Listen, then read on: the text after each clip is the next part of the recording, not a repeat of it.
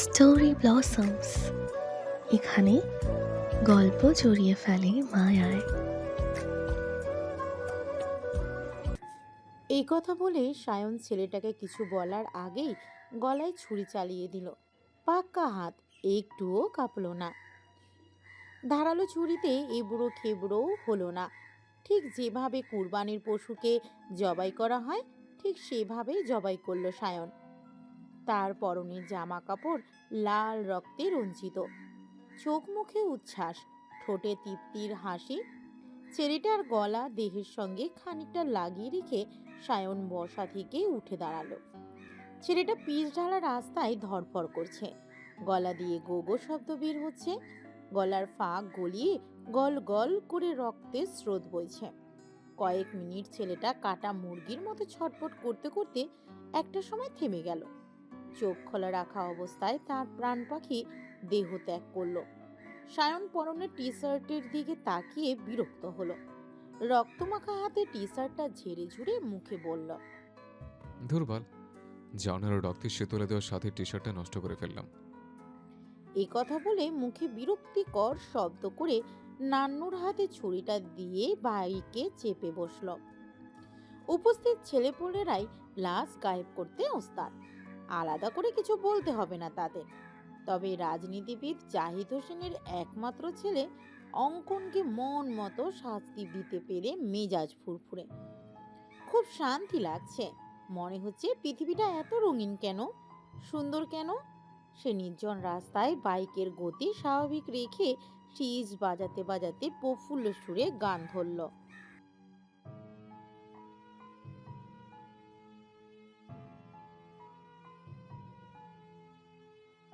পরের দিন সকালে বন্ধুদের বিদায় জানিয়ে কেবলই এসে বসেছে শুদ্ধ। ডাইনিং টেবিলের চেয়ারে বসে তিন বোন গুজুর গুজুর করছে। আজকে সরকারি ছুটি, বিধায়ের বাসাতেই সবাই আছে। শুদ্ধ সোফায় বসে সামনের সেন্টার টেবিল থাকা এসি রিমোট নিয়ে এসি অন করলো। গরমে যান যায়। সে এখনো তাকে খেয়াল করেনি হয়তো। কাউকে ডেকে পানি চাইলেও শুনতে পাবে না, কারণ সাম্য সাউন্ড বক্সে ফুল ভলিউমে গান ছেড়েছে, যেন এটা বিয়ে বাড়ি। হঠাৎ মায়ের বকুনিতে সে গান বন্ধ করে ফুটবল খেলতে চলে গেল বাগানে। সৃজনও সেখানেই আছে। গান থামায় সকলের কান মাথা যেন বাজল। এইদিকে শীতল শখ স্বর্ণকে লাল শাক বাজতে দিয়ে গেছেন সিরাত। তিনজন বাজতে বাজতে গল্প করছে। হঠাৎ কি ভেবে শীতল রান্নাঘরে থাকা সিতারা চৌধুরীর দিকে তাকিয়ে বলে উঠল, ও বড় মা, শুদ্ধ ভাইয়ের বিয়ে দেবে না? দিব, ভালো মেয়ের সন্ধান পেলে খোঁজ দিস। খোঁজ আছে, কিন্তু তোমার ছেলের বউ টিকবে না। বিয়ে দিয়ে আর কি করবে? বরং ভাইয়ার বিয়ের চিন্তা বাদ দিয়ে হয়তো টাকা পয়সা খরচ না করে না, ওই টাকাগুলো আমাকে দাও, ট্যুর থেকে ঘুরে আসি। শীতলের কথা শুনে সিমিন এবার খ্যাক করে ধমকে উঠলেন। এ আবার কেমন কথা? বড় ভাইকে নিয়ে এভাবে কথা বলে?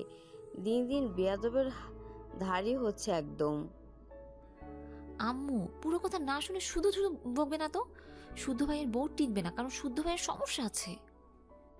এবার সিতারা, সিরাত, সিমিন একে অপরের মুখ চাওয়াচাওয়ি করলো। এ মেয়ে সমস্যা কি বলতে চাচ্ছে? ওনারা যা ভাবছেন তাই? তার মানে সমস্যার কারণে শুদ্ধ সায়ন বিয়ে করতে রাজি হয় না? সমস্যা থাকতেও পারে, তাই বলে দুজনেরই? এ আবার কেমন কথা? কই আগে কখনো শোনেনি তো।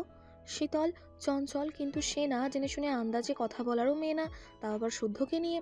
কারণ শুদ্ধকে নিয়ে ভুল বকলেই তার কপালে মাইন নিশ্চিত। তাই তার কথায় গুরুত্বর সঙ্গে নিলেন ওনারা। অতঃপর তিন যা নিজেরা গুজগুজ করে রান্নাঘর থেকে বেরিয়ে শীতলের কাছে এসে বললেন, হ্যাঁ রে মা, তুই জানলি কিভাবে শুদ্ধ সমস্যা আছে?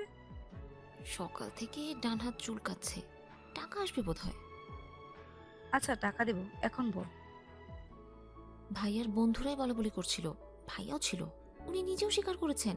আমি সায়ন ভাইয়ার রুমে যাওয়ার সময় ওনাদের বলা সব কথা শুনতে পেয়েছিলাম। শীতলের কথা শুনে সিতারার চিন্তা দ্বিগুণ বেড়ে গেল। এই তাহলে বিয়ে না করার মূল কারণ? এর সমাধানই পাবেন কিভাবে? না না, জেনে শুনে এসব নিয়ে বসে থাকা যাবে না। আজকেই শারাফত চৌধুরীর সঙ্গে কথা বলতে হবে। প্রয়োজনে ওই দুই গাধাকে মারতে মারতে ডক্টরের কাছে নিয়ে যেতে হবে। এগুলো চেপে থাকার জিনিস? চেপে থাকলে কি সমাধান হবে? বাবা মায়ের কাছে এত কিসের লজ্জা? না না, এতদিন জানতেন না, বিধায় ছেলেদের নানান অজুহাত মেনে নিয়েছেন। আজ যেহেতু জেনেই নিলেন, আর বসে থাকবেন না। এদিকে সোফায় বসা শুদ্ধর ফোন স্ক্রল করা আঙুলটা থেমে গেছে। ঘাড় ঘুরিয়ে তাকিয়ে আছে মায়ের চিন্তিত মুখের দিকে। ওদের বলা কথাবার্তা ও চিন্তাধারা দেখে শুদ্ধ একবার নিজের শরীরের দিকে তাকালো, তারপর বিড়বিড় করে বলল, কি আশ্চর্য! সমস্যা আমার, আমি কিছু জানি না, অথচ বাড়ি শুদ্ধ সবাই জেনে বসে আছে। বিড়বিড় করে এই কথা বলে সে পুনরায় ফোন স্ক্রল করতে করতে হাঁক ছাড়ল। শীতল, বাগান থেকে একটা চেলা কাঠ এনে দিত। শরীরটা ম্যাজ ম্যাজ করছে, কাউকে ইচ্ছে মতো পিটাই। আচমকা শুদ্ধের কথা শুনে চমকে উঠল উপস্থিত সকলে। ঘাড় বাঁকিয়ে তাকালো আরাম করে বসা শুদ্ধের দিকে। এই ছেলে আবার কখন এলো? এলো তো এলো, কাউকে ডাকলো না কেন? এদিকে শুদ্ধর কথা শোনা মাত্রই শীতল লাফ মেরে উঠে দাঁড়িয়েছে, চোখে মুখে ভয়। ফাটা বেলুনের মতো চুপসে গেছে তার আদুরে মুখখানা। মস্তিষ্কে বারংবার ধাক্কা খেতে লাগলো একটাই কথা, যা শুনে ফেলো না তো। শুনলে কি হবে? যখনই কিছু বলে তখনই এই লোক ভূতের মতো হাজির হয়। এই কোন জ্বালাই, কোন বিপদ! কিন্তু এখন কি হবে?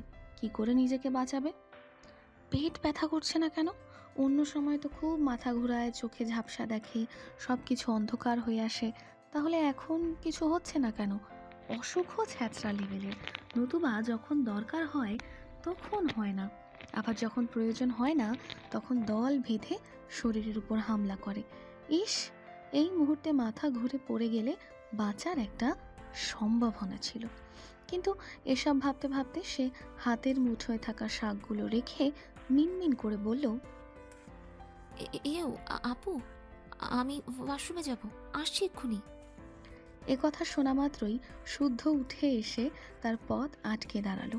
তারপর বাঁ হাতে থাকা ফোনটা পকেটে রেখে বলল, আগে আমাকে তোর কথা ও কাজের হিসাবটা ঠিকঠাক বুঝিয়ে দিয়ে যা। এবার ঝটপট বল দেখি, তখন কার সমস্যার কথা বলছিলি? আমি কিছু বলিনি ভাইয়া। কিন্তু আমি যে অনেক কিছুই বলতে শুনলাম। ভুল শুনেছেন হয়তো, বয়স হলে মানুষ ভুলভাল শুনে। ও, এবার যা, বাগান থেকে চেলা কাঠ নিয়ে আয়। আর ভুলভাল কিছু বলবো না ভাইয়া। স্বীকার করছিস তাহলে ভুলভাল বকেছিস? স্বীকার না করে উপায় আছে? চেলা কাঠের মার খুব লাগে। একথা বলেই শীতল চুপসানো মুখে বড় মার দিকে তাকালো। চোখে মুখে বাঁচার আকুতি।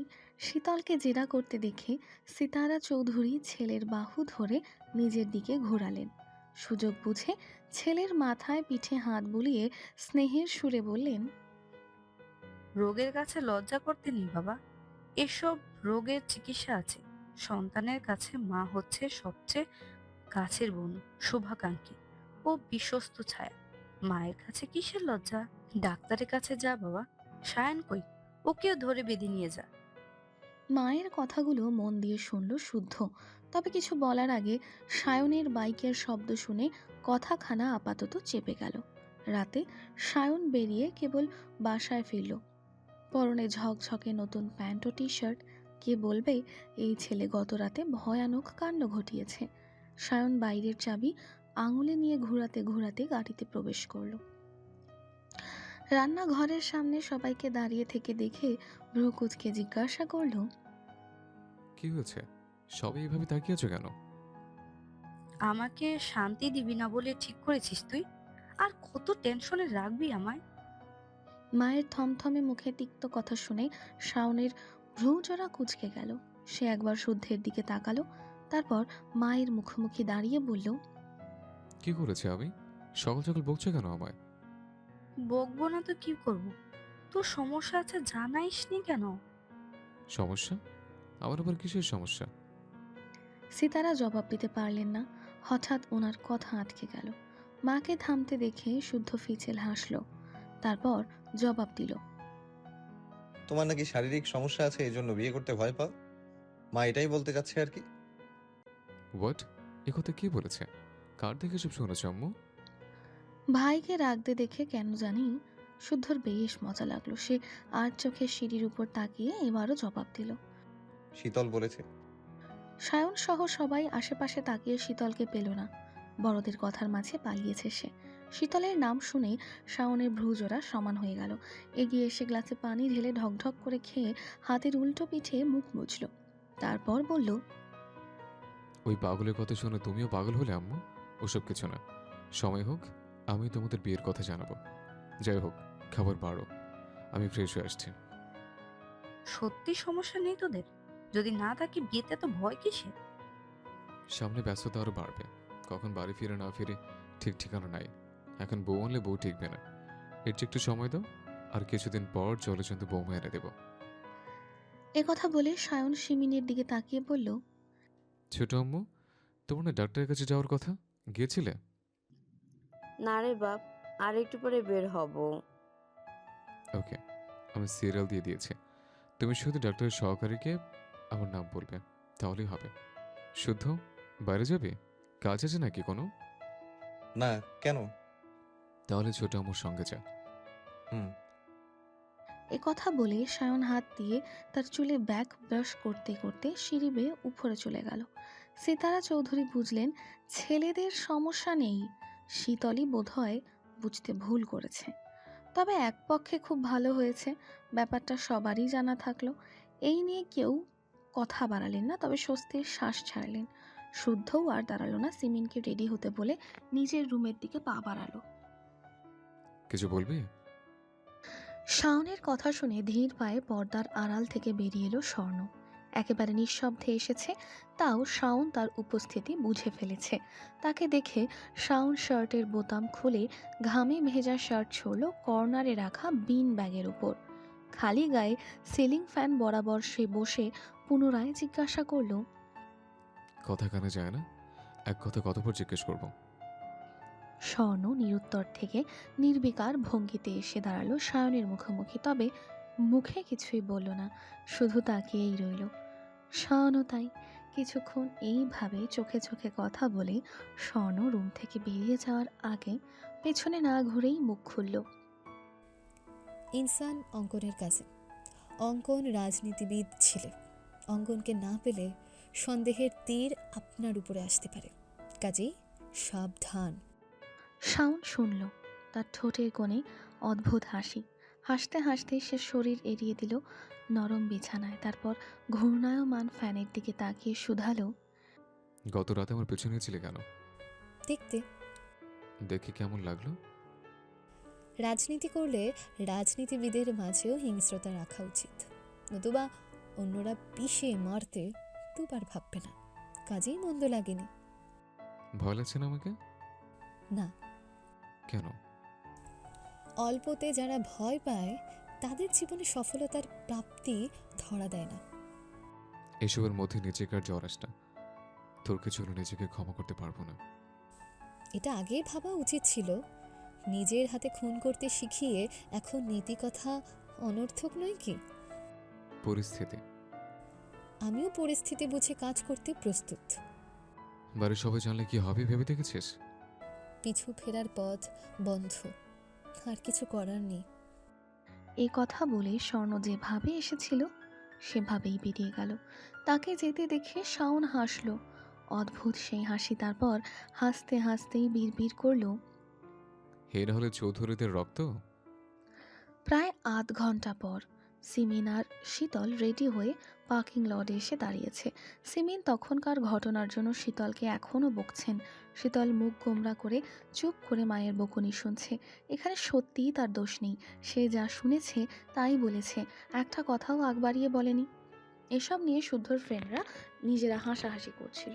শুদ্ধর কাঁধে হাত রেখে কিসব বোঝাচ্ছিল। তাদের কথা শুনেই শুদ্ধর সমস্যার কথা জেনে সবাইকে জানানোর কথা ভেবেছিল সে। তার কপাল খারাপ, নয়তো যখনই যা বলে শুদ্ধ ভাই শুনতে পায় কেন। বাসায় নেই জেনেই কথাটা তুলেছিল, কিন্তু কে জানতো কখন এসে ঘাপটি মেরে বসেছে সেই বিশুদ্ধ পুরুষ। আর কিছু বললেই মারতে হবে কেন, সুন্দর করে বুঝিয়ে বলা যায় না।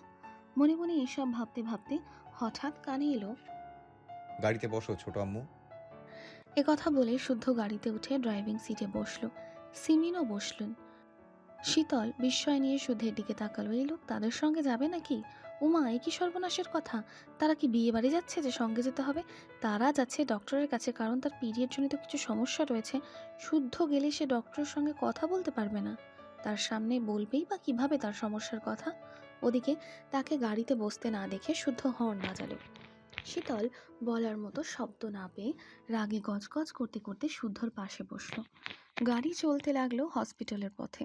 রাস্তায় কি নিয়ে যেন ইয়া বড় মিছিল বের হয়েছে। দলে দলে ছেলেপুলেদের একটাই জয়ধ্বনি, বিচার চাই, বিচার চাই। সেই মিছিল পার হতে একটু সময় লাগলো। জ্যামে বাঁধা গাড়িগুলো ছুটতে লাগলো আরো 20 মিনিট। এক জায়গায় পানির পাইপ ফেটে পানি বের হয়ে রাস্তার দুই পাশে পানি জমেছে। রাস্তার পার হতে গিয়ে দুজন একজন খারাপ কথা বলে চলে যাচ্ছে। এসব নানান ঝামেলা শেষে অতঃপর হসপিটালে পৌঁছালো একটু দেরিতেই। কিন্তু রিসেপশনের কাছে যেতেই সিমিনের স্কুল ফ্রেন্ডকে কাঁদতে দেখে দাঁড়িয়ে গেলেন। একবার মেয়ের দিকে তাকিয়ে আবার শুদ্ধের দিকে তাকালেন। উনাকে মুখে মুখে তাকাতেই দেখে শুদ্ধ বলল, কি হলো, চলো। উনি এবার আমতা আমতা করে বললেন, বাপ, তুই শীতলকে নিয়ে ডাক্তারের চেম্বারে যা, আমি আসছি। তুমি কোথায় যাচ্ছ? ওই যে বোরখা পরা মেয়েটা হাউমাউ করে কাছে, ও আমার বান্ধবী, একসঙ্গে পড়েছি আমরা। ও কাছে কেন, দেখে আসি। হসপিটালের ভেতরেই থাকবে, এক পা বাইরে যাওয়ার প্রয়োজন হলেও আমাকে কল দেবে। একথা বলে শুদ্ধ শীতলকে নিয়ে ডক্টরের চেম্বারের সামনে দাঁড়াতেই শীতলের নাম ধরে ভেতরে ডাকলো। আসতে অনেক দেরি করাতে তারাই শেষ পেশেন্ট। শীতল দাঁড়িয়ে দাঁড়িয়ে দাঁত দিয়ে নখ কাটছে। এবার কি হবে? এদিকে পুনরায় নাম ধরে ডাকলে শুদ্ধ ওকে যেতে বলে নিজেও যেতে নিলে শীতল হড়বড় করে বলল, না না, আপনাকে যেতে হবে না, আপনি এখানেই দাঁড়ান। কেন, আমি গেলে কি সমস্যা? আছে অনেক সমস্যা। একথা বলে শীতল একা একা ডক্টরের রুমে ঢুকে বসলো। ডক্টর ওকে যা জিজ্ঞাসা করলো আমতা আমতা করে বলল। মহিলা ডক্টর, তবুও সে থতমত খাচ্ছে দেখে ডক্টর জিজ্ঞাসা করলো, কেউ সঙ্গে এসেছে? শুদ্ধ শীতল পুরো কথা শেষ করার আগেই সহকারী মেয়েটা হাঁক ছেড়ে বাইরে থাকা তার অভিভাবককে ডাকলো। পাশের চেয়ারে কাউকে বসতে দেখে শীতল সিমিন ভেবে খুশি মনে তাকিয়ে হতবাক হয়ে গেল। আবারও শুদ্ধ ভাই! এই ছেলেটা অভিভাবক এবং এই মেয়ে এখনো অবিবাহিত দেখে ডক্টর ধরে নিলেন এই ছেলেই তার ফিয়ন্সি। তাছাড়া এ মেয়ের হাতের অনামিকাতে জলজল করছে খুব সুন্দর স্বর্ণের আংটি। তাছাড়া মেয়েরা আপন ভাইকে নিয়ে এই সমস্যা নিয়ে সচরাচর আসে না, তাই তিনি ধরে নিলেন পাশে বসা সুদর্শন ছেলেটা মেয়েটার হবু স্বামী কিংবা বয়ফ্রেন্ড। তাই রসিক মানুষ হিসেবে তিনি প্রেসক্রিপশন লিখতে লিখতে বললেন, মেডিসিন দিয়ে আমি আমার দায়িত্ব পালন করলাম, এবার আপনিও তাড়াতাড়ি বিয়েটা সেরে ফেলুন। ডক্টরের কথা শুনে শুদ্ধর ভ্রু কুঁচকে গেল। তার বিয়ের সঙ্গে শীতলের রোগের কি সম্পর্ক? কী সব বলে এই ডক্টর? তাকে ভ্রু কুঁচকে তাকাতে দেখে ডক্টর এবারও নিজেই মুখ খুললেন। অবিবাহিত মেয়েদের কিছু কিছু রোগের ট্রিটমেন্ট বিয়ের পর অনেক মেয়ের পিউর জনিত রোগের সমস্যাগুলো ক্লিয়ার হয়ে যায়। আমি কি বলতে চাচ্ছি আশা করি এবার বুঝতে পেরেছেন। আমি ওর কাজিন। কাজিন লাভ? ডক্টরের কথা শুনে শুদ্ধ আর চোখে একবার শীতলের দিকে তাকালো। শীতল চোখ বড় বড় করে ডক্টরের দিকে তাকিয়ে আছে। কি আশ্চর্য! এই ডক্টর পাগল নাকি? না জেনে শুনে তখন থেকে ভুলভাল বকেই যাচ্ছে। পৃথিবীতে পুরুষ পেল না, বিশুদ্ধ পুরুষটাকেই তার হবু স্বামীর খেতাব দিয়ে দিল। অন্যায়, ঘোর অন্যায়। এই অন্যায় মুখ বুঝে মেনে নেওয়া যায় না। সেও নেবে না, কখনো না, কিছুতেই না। তাই সে থমথমে মুখে জবাব দিল, উনি আমার আপন চাচাতো ভাই। না আমাদের প্রেম ছিল, না আছে, আর না ভবিষ্যতেও কোনোদিন হবে। যদি পৃথিবীতে পুরুষ হিসেবে শুধু উনিই বেঁচে থাকেন, তবুও ওনাকে আমি বিয়ে করছি না। হ্যাঁ হ্যাঁ, আমার বোনের মেয়েও এক কথা বলতো, দেখতেই পারতো না তার চাচাতো ভাইকে, গালমন্দ করতেও বাদ রাখতো না। এখন সেই ছেলের বাচ্চার মা সে, হেসে খেলে সংসার করছে দুজন, কেউ কাউকে ছাড়া এক দণ্ড থাকতে পারে না। তোমরাও তাই করবে, মিলিয়ে নিও। এবার কি বলবে ভেবে পেল না শীতল। এসব কি কোনো কথা? একসঙ্গে এক বাড়িতে বড় হয়েছে তারা, দিনরাত ঝগড়া করে, মারামারিও হয়, তাদের মিল অসম্ভব।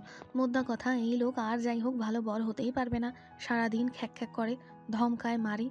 যে পাগল এই লোককে বিয়ে করবে করুক গিয়ে, সে এর মধ্যে ছিল না, ভবিষ্যতে থাকার প্রশ্নই আসে না। শীতল এসব ভেবে মনে মনে ডক্টরের গোষ্ঠী উদ্ধার করতে ব্যস্ত। তখন শুদ্ধ এক ভ্রু উঁচু করে বিরক্তি নিয়ে বলল, বাড়তি কথার প্রয়োজন দেখছি না। তাছাড়া বললেই কি আমি তোকে বিয়ে করার জন্য মরে যাচ্ছি? তাই তো যাচ্ছ, নয়তো বলছো না কেন কিছু? কি বলবো? আমি কি তোর ডাক্তারকে এসব বলতে শিখিয়ে দিয়েছি? উনি তো এসে অবধি ভুলভাল বকে যাচ্ছেন। শুরুতেই ভুল শুধরে দিলে না কেন? সেই দায় আমার না, গলার সাউন্ড আসতে, নয়তো থাপড়ে গাল লাল করে দেবো বেয়াদব। তাদের দুজনের ঝগড়া দেখে ডক্টর নিজেই থতমত খেয়ে গেলেন। ধুর, বেশি বকার জন্য এমন হলো। পেশায় ডক্টর হলেও উনি একটু বাচাল প্রকৃতির। পৃথিবীতে নানান রকমের মানুষের বসবাস। কেউ কেউ আছে হাসতে ভালোবাসে, কেউ খেতে ভালোবাসে, কেউ বা ঘুরতে। আর উনি কথা বলতে ভালোবাসে। এর আগেও আগ বাড়িয়ে কথা বলায় বিপাকে পড়েছিলেন, আজও তাই। তবে উনি সরি বললেন না, কারণ উনার অন্ধমন এখনও চিৎকার করে বলছে এদের মাঝে কিছু ঘটবে। কারণ প্রায়ই কাজিন লাভ স্টোরির শুভারম্ভ হয় ঝগড়া মারামারি দিয়ে।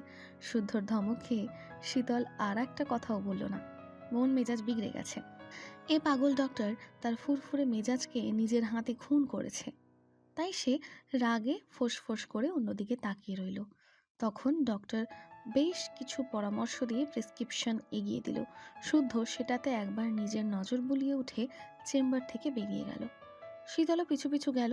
আশেপাশে সিমিনকে না দেখে সিঁড়ি বেয়ে নিচে নামলো দুজন। মুখে রা নেই কারো।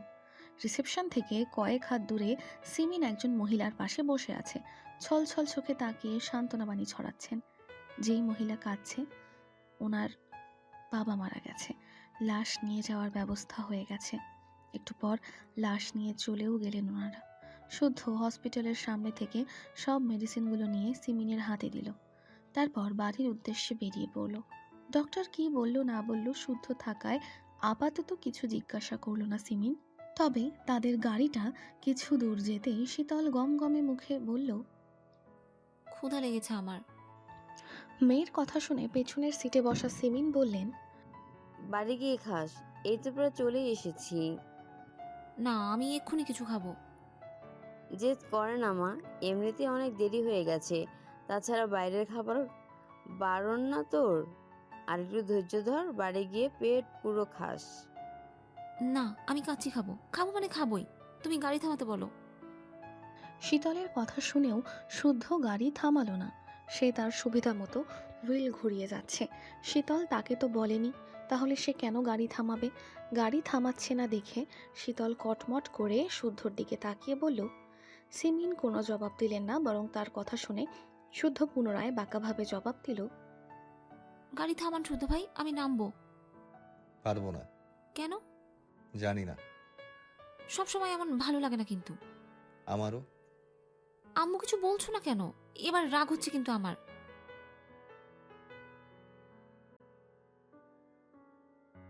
রাগ হলে রাগ কর, বারণ করেছে কে? বললাম তো কাচ্চি খাবো। বললাম তো খেতে হবে না। গাড়ি থামাবেন কি না? না। বড় আব্বুকে বলে কিন্তু। শুদ্ধ পকেট থেকে ফোন বের করে শীতলের দিকে এগিয়ে দিল, অর্থাৎ এই মুহূর্তে বলতে বলেছে। শীতল ফোন ধরল না, কারণ কথা বলতে গেলেই কাচ্চি ঘর পাকা হয়ে গেছে। শীতল মনের দুঃখে জানালার দিকে তাকিয়ে রইল।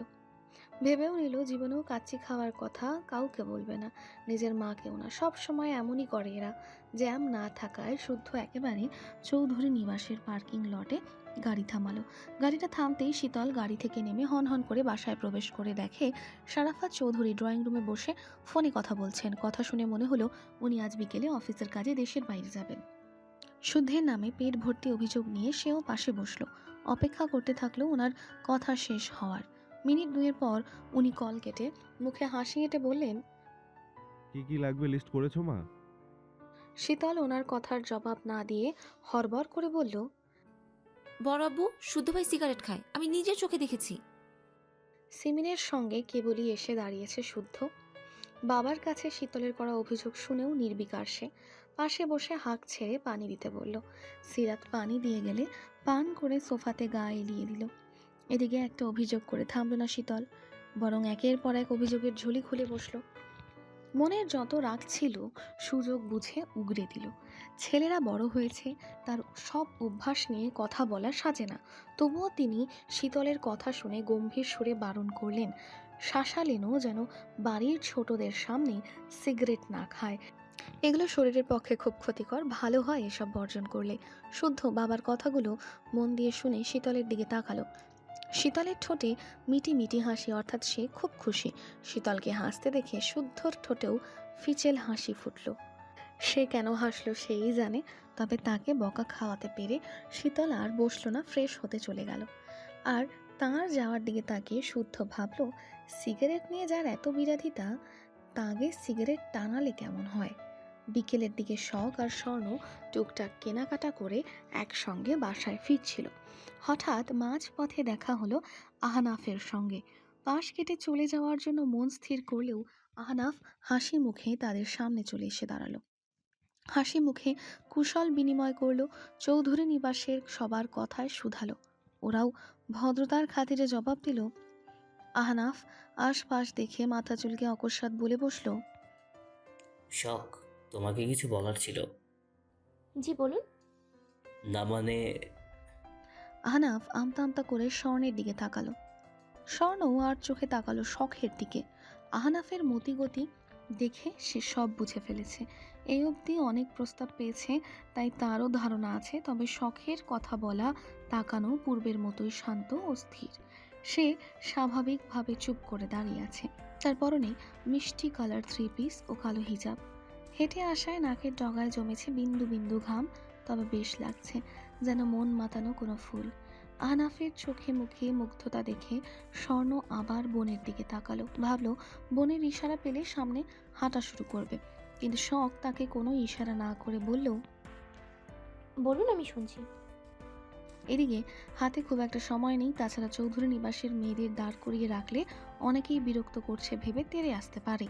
তাই সেও ভাবলো মনের কথা বলে দেবে, কিন্তু সে মুখ খোলার আগেই স্বর্ণ বলল, আপু একটু দাঁড়াও, আমি আইসক্রিম নিয়ে আসি। একথা বলেই স্বর্ণ সামনের দোকানের দিকে এগিয়ে গেল। সুযোগ বুঝে আহনাফ মনে মনে স্বর্ণকে ধন্যবাদ দিয়ে অকপটে বলে ফেলল, এই যে হবু ডাক্তার, আমার মনের ডাক্তার হবেন? শখ সাথে সাথে কোনো জবাব দিল না, তবে তার চোখে মুখে অস্বস্তি ফুটে উঠেছে। তাছাড়া যতটুকু জানে এই মানুষটা তার বড় ভাই শাওনের চেনা কেউ।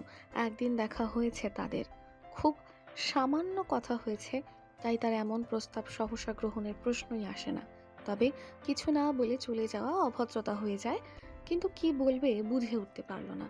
তার মনের কথা বোধহয় বুঝলো আহনাফ, তাই সে বলল, প্রেম করার ইচ্ছা নেই আমারও, বউ বানাবো তোমায়। শাওন ভাইয়াকে বিয়ের প্রস্তাব পাঠিয়েছে বাবা। আশা করছি পারিবারিকভাবে খুব তাড়াতাড়ি দেখা হবে আমাদের। শখ চুপ করে শুনল, তারপর অস্বস্তি থেকে বাঁচতে বলল, আসি তাহলে। একথা বলে কিছু বলার সুযোগ না দিয়ে হাঁটা ধরল। দোকানে খুব ভিড় থাকায় সেও এগিয়ে গিয়ে দাঁড়ালো স্বর্ণের পাশে। স্বর্ণের রাগান্বিত মুখশ্রী দেখে কিছু বলার আগেই নজর গেল পাশে পাশে দাঁড়ানো সেদিনের সেই পুলিশের দিকে। নামটা বোধহয় ইনসান। সিভিল ড্রেসে থাকলেও চিনতে অসুবিধা হলো না, তবে স্বর্ণ রেগে থাকার কারণ বুঝল না সে। দোকানে ভিড় দেখে আহনাফ পাশের দোকান থেকে আইসক্রিম কিনে দোকানের সামনে এসে স্বর্ণের নাম ধরে ডাকলো। তারা তাকালে ইশারা করে তাদের বেরিয়ে আসতে বলল। দুবোন চোখাচোখি করে বেরিয়ে এলো। আহনাফ স্বর্ণের হাতে অনেকগুলো আইসক্রিম ধরিয়ে দিয়ে বলল, বড় ভাইয়া হিসাবে দিলাম, না করলেও শুনছি না। স্বর্ণের মুখভঙ্গি এখনো স্বাভাবিক। সে বোনের দিকে একবার তাকিয়ে মুখ টিপে হেসে বলল, ঘুষ দিচ্ছেন কেন? না করছি না, তবে ঘুষের বিনিময়ে বোন চাইলে দেব না কিন্তু। এ কথা শুনে আহনাফ হেসে ফেলল। হাসার দরুন গালে চমৎকারভাবে দুটো টোল পড়ল।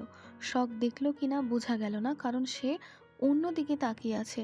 স্বর্ণ মজা করছে দেখে আহনাফও হাসতে হাসতে বলল, তাহলে কি দিলে মন দিবে শুনি?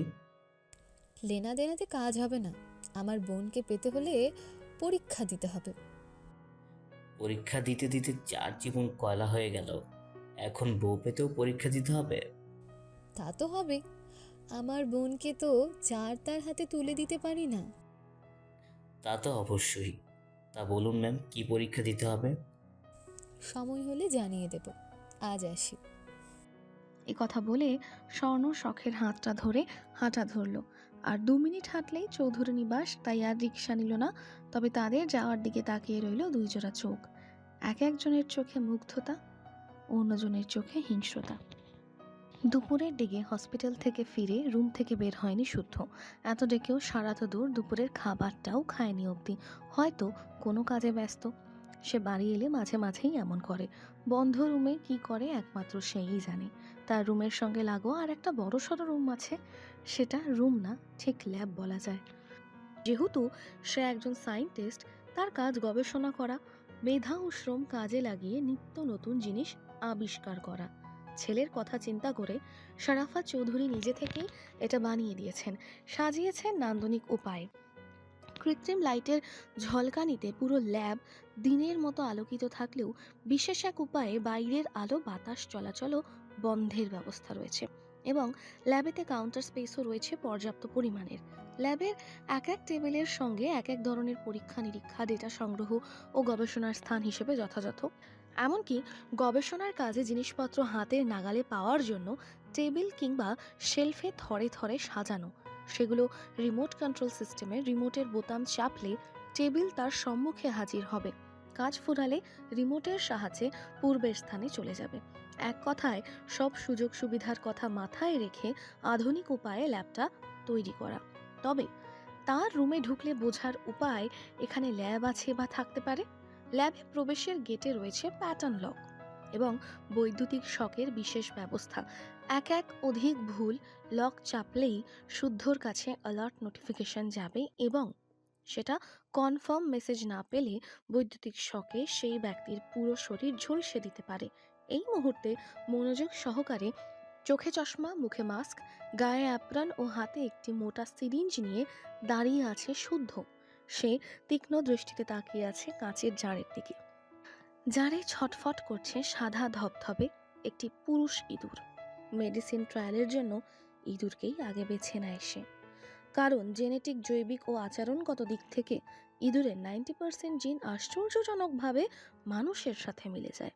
এ কারণে মানুষের বিভিন্ন প্রকার জিনের মিথস্ক্রিয়ার প্রকৃতির পরীক্ষা ক্ষেত্রে মানুষের প্রতিনিধিত্ব করে ইঁদুর। এবং রক্তে মাংসে গড়া মানুষের শরীরের বিভিন্ন অঙ্গের সাথে ইঁদুরের অঙ্গের বা তন্ত্রের মিল পাওয়া যায়। এজন্য মানুষের শরীরে বিভিন্ন প্রকার ওষুধের প্রভাব সহজে নির্ণয় করা যায়। আরেকটি কারণ হচ্ছে এরা জিনগতভাবে পরিবর্তিতও হতে পারে। এদের নির্দিষ্ট জিনকে বন্ধ কিংবা খুলে রাখা যায়, ফলে কি পরিবর্তন হয় তা পর্যবেক্ষণ করা যায়। শুদ্ধ এই মুহূর্তে সেটাই করছে। সে জার থেকে ইঁদুরটা বের করে রাখলো টেবিলের উপরে। সুস্থ সবল সাদা ইঁদুর মুখ তুলে তাকেই যেন দেখছে। এক হাতে চেপে ধরে না রাখলে এতক্ষণে ছুট লাগাতো। প্রাণ বাঁচাতে গিয়ে লুকাতো ল্যাবের কোনো এক কোনায়। শুদ্ধ ইঁদুরটাকে শক্ত করে চেপে ধরে সিরিঞ্জের মেডিসিনটুকু ধীরে ধীরে পুশ করলো ইঁদুরের শরীরে। নরম গায়ে সূচ ফুটাতেই ইঁদুরটা ছটফটিয়ে উঠল, কিন্তু ছাড়া না পেয়েও শান্ত হতে পারল না। নিজের মতো করে ছটফট করতে থাকলো। এইটুকু তার শরীরটুকু কতই বা শক্তি। অতঃপর কাজ হয়ে গেলে স্বচ্ছ কাচের জারে পুনরায় ইঁদুরটাকে রেখে জারের মুখটা বন্ধ করে দিল, যাতে কোনোভাবে পালাতে না পারে। এরপর বাজ পাখি ন্যায় শিকারী দৃষ্টিতে লক্ষ্য করতে লাগলো ইঁদুরের গতিবিধি। ইঁদুরটা থম মেরে বসে আছে। মেডিসিন হয়তো কাজ শুরু করেছে। সেই ইঁদুরটার দিকে খেয়াল রেখেই কয়েকটি কাচের তৈরি গোলাকার টেস্ট টিউব নল নিল। অদূরে রাখা কাচের জারের মধ্যে বিকারটিও রাখলো হাতের কাছে। তারপর ছোট বড় থরে থরে সাজানো কাচের তৈরি ক্লনিক্যাল ফ্লাক্সে থাকা সবুজ রঙা তরল পিপেটের সাহায্যে টেস্ট টিউবে রাখলো। এসব করতে করতে হঠাৎ খেয়াল করলো ইঁদুরটা এখনো পূর্বের মতোই স্থির আছে, গা এলিয়ে পড়েনি, অর্থাৎ এখনো সুস্থ আছে। কতক্ষণ থাকে এখন সেটাই দেখার বিষয়। যদি ইঁদুরটা সুস্থ থাকে এবং তার মধ্যে পরিবর্তন দেখা দেয়, তাহলে ধরা যায় কষ্ট সার্থক। সে আপাতত দৃষ্টি সরিয়ে নোটে চোখ বুলালো। তারপর অসম্পূর্ণ কাজ সম্পূর্ণ সারতে ক্লনিক্যাল ফ্লাস্কের সবুজ তরলের দিকে মনোনিবেশ করলো। বিকেল পেরিয়ে এখন সন্ধ্যা 7টা। ধরনীর বুকে গাঢ় অন্ধকার। সিরাত সন্ধ্যার নাস্তা হিসেবে গরম গরম সিঙ্গারা ভাজছেন। গরম সিঙ্গারার কথা শুনে ড্রয়িং রুম থেকে ছুটে এসেছে শীতল। মুখ ভর্তি হাসি নিয়ে অপেক্ষা করছে কখন গরম তেল থেকে সিঙ্গারা তুলে প্লেটে রাখা হবে আর সে আগে ভাগে নিজের ভাগটা বুঝে নেবে। তাকে দেখে সিরাত আগে সতর্ক করলেন। খুব গরম, খবরদার হাত দিবি না এখন, একটু থামুক, নয়তো হাত মুখ দুইটাই পুরাবি। আরে কিছু হবে না, একটু তাড়াতাড়ি তোলো না মেজমা। তুলছি বাবা তুলছি, সবুর করে একটু।